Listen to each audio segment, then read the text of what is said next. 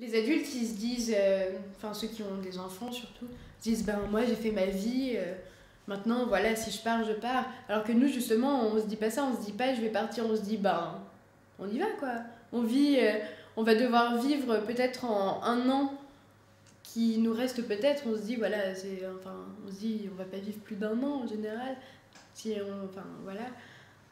Et on se dit bah on va devoir vivre en un an ce qu'on aurait dû vivre en 50, 60 ans, enfin 70 ans, tu vois. Et du coup, on vit à 100 à l'heure, et enfin, en dehors des chimios, on se pose pas de questions, on fait ce qu'on veut, enfin, on se pose moins de limites, du coup, on réfléchit moins, on élimine les personnes qui nous plaisent pas, on rigole plus, enfin, on est plus libre aussi, tu vois.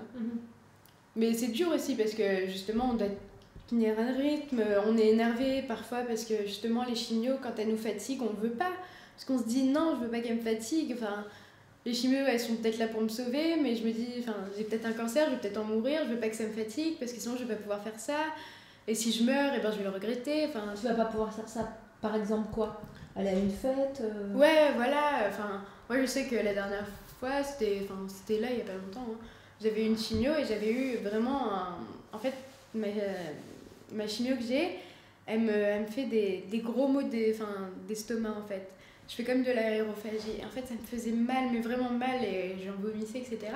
Et j'avais une soirée, bah, c'était Halloween, en fait. Et j'avais donc une soirée Halloween et tout, et ma mère en sortant elle dit non, t'iras pas, enfin t'as vu comment t'es malade et tout. Je fais non, mais c'est hors de question, enfin j'irai, et puis c'est tout. Souvent, quand j'ai une soirée après les chimeux, c'est là où je veux y aller, je pense peut-être pour oublier un peu, mais ouais, puis peut-être aussi pour te montrer que t'es cap, quoi. ouais, voilà, c'est ça.